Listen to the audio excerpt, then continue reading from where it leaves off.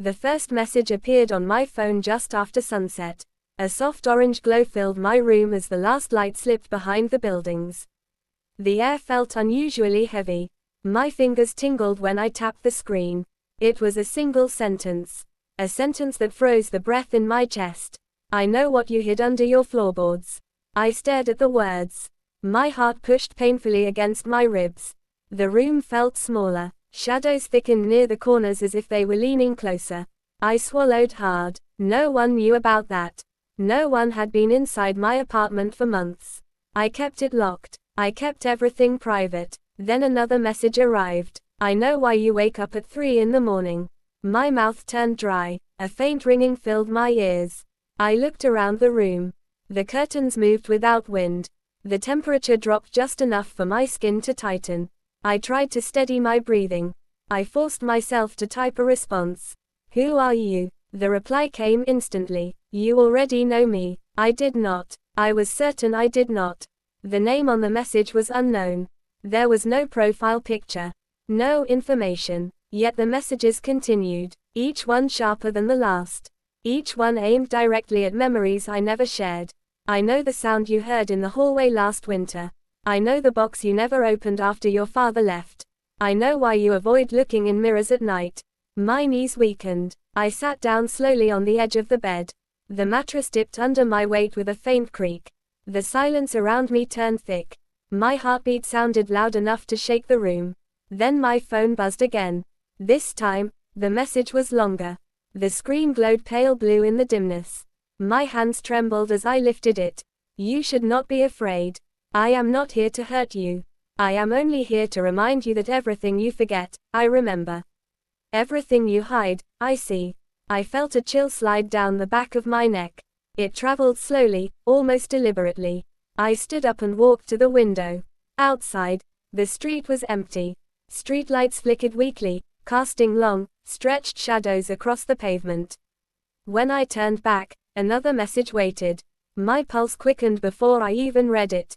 I am closer than you think. The air in the room shifted. It pressed against my skin like a cold hand. For a moment, every sound disappeared.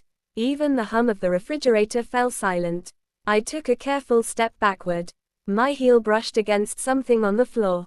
I looked down. It was a photograph. A photograph that had not been there a moment ago. A photograph of me standing outside my apartment door. Taken from behind. Taken recently. I lifted it with shaking fingers. My stomach twisted when I noticed the small writing in the bottom corner. I told you. You already know me. Before I could move, my phone vibrated again. The screen lit up. A new message appeared. A message that made the room tilt slightly. I am inside now. My throat tightened. The phone screen glowed in my trembling hand. The message repeated itself in my mind like an echo that refused to fade. I am inside now. I looked around the room slowly. My breath pushed out in short, uneven bursts. Nothing looked different. Nothing looked disturbed. But something felt wrong. The air had weight. A pressure settled over my shoulders as if someone stood behind me, leaning close, breathing silently against my neck. I forced myself to turn. 1 inch at a time. My eyes scanned the walls, the doorway, the dim corners where shadows gathered like silent watchers. The room remained empty, yet the sense of presence grew stronger. My pulse hammered against my skin. I stepped backward until the back of my leg touched the bed frame.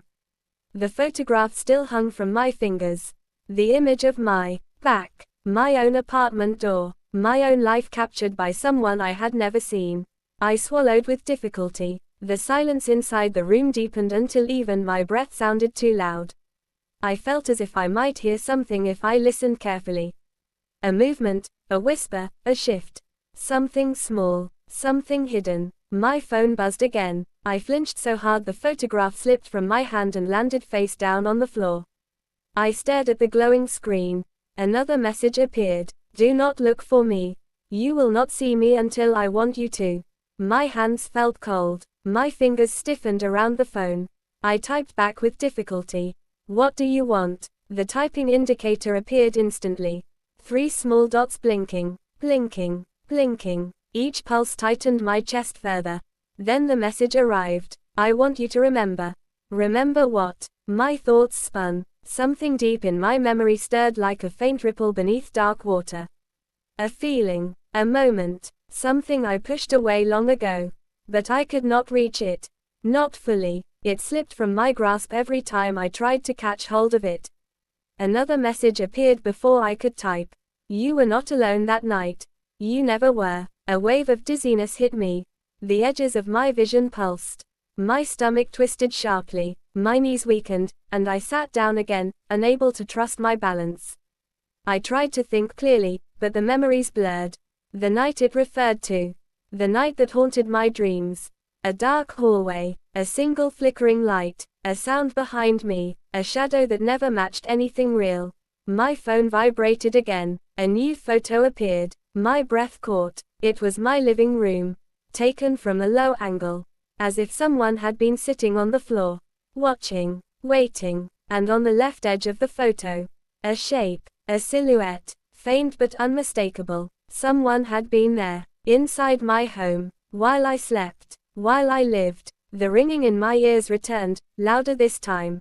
My fingertips tingled. I felt the vibration of my pounding heart through the mattress beneath me.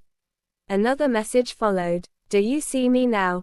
I stood slowly, afraid that the slightest movement might reveal something I was not ready to see. I walked out of the bedroom with careful steps. The hallway stretched ahead of me like a long, narrow throat. The light flickered once, then steadied. My breath hung in my chest as I moved forward. The floor creaked softly beneath me. Every sound felt amplified, as if the walls were listening. I reached the living room doorway. The air inside was colder. Much colder. I shivered despite the warm night outside. My eyes swept across the room. The furniture, the shelves, the dark space under the table. Nothing moved. Nothing breathed. Yet I felt watched. Not from one place. From every place. My phone buzzed once more. A new message. You are getting closer. Closer to what? I could barely think. My mind spun between fear and confusion, between memory and sensation. I typed again. Tell me who you are. The reply did not come as text. It came as an audio file. A simple file named with a single word.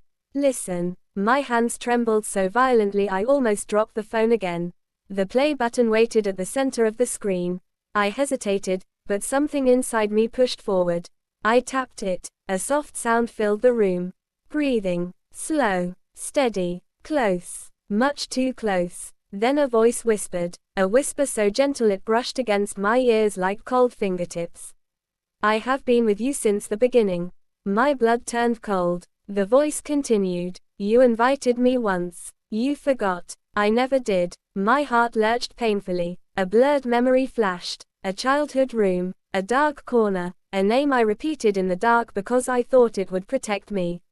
A name I should never have spoken aloud. The voice in the recording whispered that same name. Perfectly. Exactly as I once said it. A name I had not uttered for years. The audio ended. The silence that followed felt alive.